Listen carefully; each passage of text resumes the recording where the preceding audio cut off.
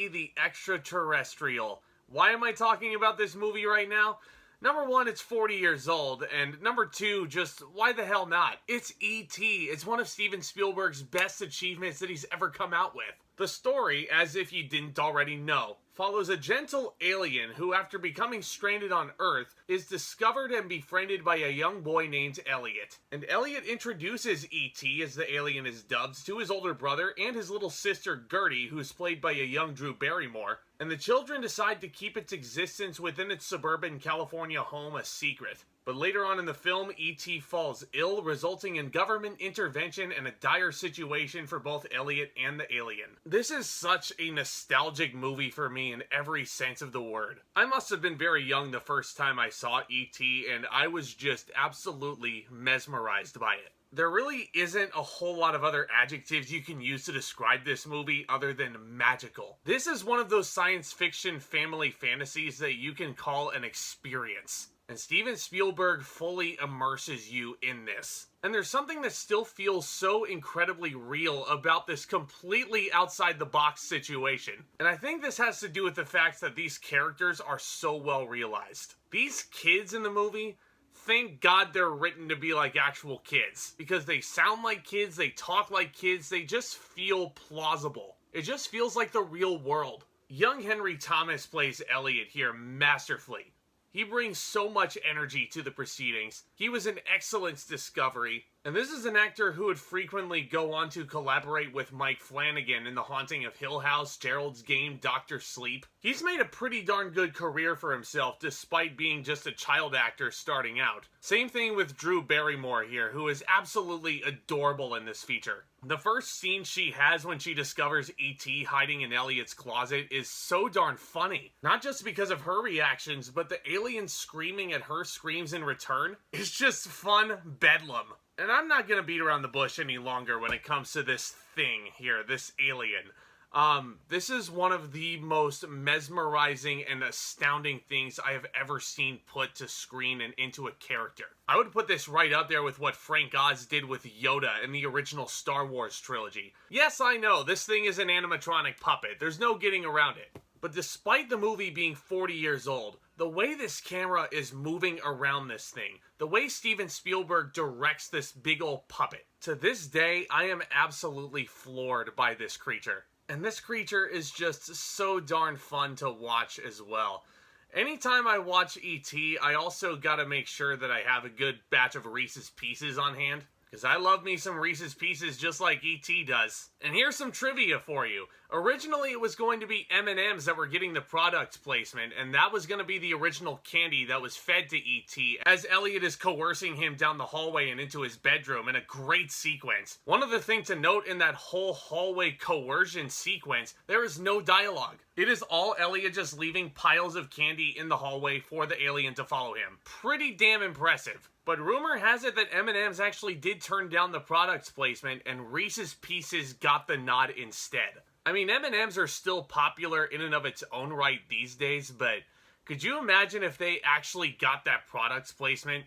Their business would be through the roof. Because this movie is what made Reese's Pieces as popular as it was. The realistic relationships are certainly there. You really do feel for this kid, and you really feel the bond that he's sharing with this creature, because Elliot's an outsider. He doesn't have a lot of friends at school. He's being picked on, and he's bullied, and that's something that can be relatable for a lot of people. So this thing literally crashes down to Earth, and the bond that these two eventually build with one another, it's cinematic magic. I really don't know how else you want me to describe it. There's points in this film where the bond between Elliot and E.T. brings me to tears. A lot of that may have to do with John Williams' incredible score, which I honestly consider his most underrated score that he's ever put out. Yeah, an underrated score by John Williams. Who would have thought? But when you think of John Williams, you know what I'm saying, right? Typically, you think of the Star Wars themes. You think of the Jurassic Park anthems. You think of the Harry Potter theme song. Not a lot of people are going around saying, you know what I know John Williams for? E.T.'s score. Yeah, that was his best. I don't think it was his very best. It's certainly up there, though. It's certainly not a score that a lot of people talk about with this man, but I think it deserves to be talked about a lot more because it is just a phenomenal, phenomenal soundtrack. Especially as you get towards that iconic shot, which is so well helmed and so well shot. You know what I'm talking about when E.T. lifts up the bike and Elliot is just freaking the F out? This one shot became such a household image that it's basically Steven Spielberg's calling card. And I know this man is a legend, and he's come out with a lot of fantastic movies throughout his career that spanned decades. Jaws, Jurassic Park, Schindler's List. E.T. is definitely up there as one of his best, if not his very best. Because this was unlike any other invasion-style movie that we would have gotten back in the day. It's unlike an Alien or a Close Encounters of the Third Kind. It's not grounded in thriller lore. This is a family feature, and dare I say, this movie was revolutionary in 1982. It was nominated for Best Picture that year, and for my money, this is the movie that should have won. Just because every piece of this movie is firing on all cylinders. The character design, this puppet is absolutely outstanding. The acting across the board is just downright awesome. Even the look of this spaceship. I had never really seen a spaceship look like this in any other movie before I saw this one. And yeah, I'm starting to get the feeling that the turnip from Lightyear borrowed a lot from this design. You can certainly nitpick any movie you want to, and my grade is certainly not going to be changing from the first time I saw E.T. The movie's just too damn good for me to lower it. But on this latest rewatch, I don't know what it was, but I'm sure people have nitpicked about this part in the past. But is it just me, or does this climax feel a little bit rushed? Like, you get the tear-jerking moment with Elliot saying goodbye to E.T., and then the funny moment of him waking back up under the oblivious eye of the government agents that are looking after him. It's so funny. Not to say that the pacing is bad or anything like that, of course not. But it just feels like there's a lot going on to wrap everything up in as short a time as they did. This movie's only an hour and 54 minutes. And I feel like you could have easily added another 15 or so. And I wish this movie went longer because I wanted to spend so much more time with these characters. I could spend hours and hours with these characters. But alas, it is a feature movie, so we can't spend forever with these guys, of course. We don't want to be sitting in a movie theater for God knows how long. Which is another thing.